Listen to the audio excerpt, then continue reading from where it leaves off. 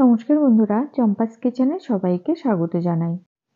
আজকের রেসিপি হচ্ছে বিট বাটা।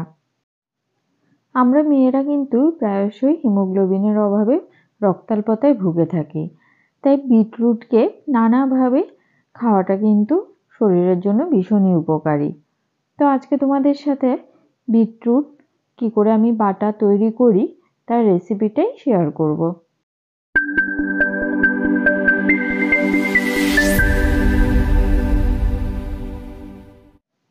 ছোট ছোট 3টে বিটকে আমি এরকম খোসা ছাড়িয়ে ছোট করে কেটে সামান্য নুন দিয়ে প্রেসার কুকারে একটা সিটি মেরে সেদ্ধ করে নিয়েছি।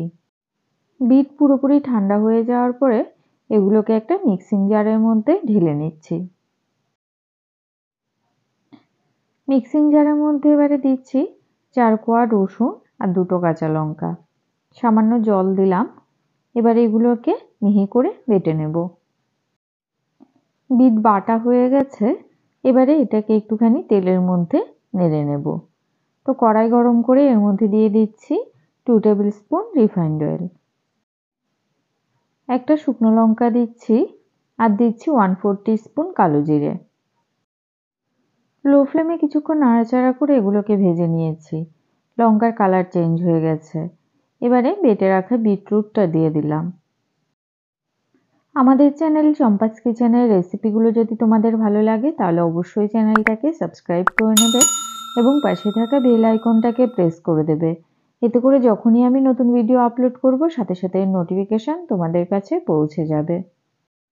কথা বলতে বলতে এদিকে মিক্সিং জারটা ধুয়ে সামান্য জল দিলাম। সমস্ত কিছুকে ভালো করে মিশিয়ে গ্যাসের আঁচটা মিডিয়ামে রেখে এবার এটাকে কষিয়ে নেব। 1/2 টিস্পুন নুন আর 1/4 টিস্পুন হলুদ গুঁড়ো দিয়েছি আর অনবরত নাড়াচাড়া করে মোটামুটি 5 মিনিট সময় ধরে এটাকে ভালো করে শুকিয়ে নিয়েছি।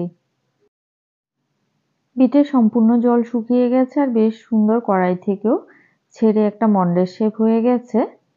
বিটরুট বাটাটা কিন্তু এখন পরিবেশন করার জন্য একদম রেডি। গরম ভাতের সাথে এটা খেতে কিন্তু অসাধারণ লাগে। তোমরা যারা কাঁচা বিট খেতে পারো না, গন্ধ লাগে, এইভাবে অবশ্যই একবার ট্রাই করে দেখতে পারো। আশা করি ভীষণ ভালো লাগবে। তো রেসিপিটা কেমন লাগলো অবশ্যই কমেন্ট করে জানাবে। ভালো লাগলে লাইক করবে আর তোমার বন্ধুদের সাথে ভিডিওটাকে শেয়ার করতে কিন্তু একদম ভুলবে না। এতক্ষণ আমার পাশে থেকে ভিডিওটা দেখার জন্য অনেক অনেক ধন্যবাদ। ভালো থাকবে, সুস্থ থাকবে। পরের ভিডিওতে আবার দেখা হবে। বাই।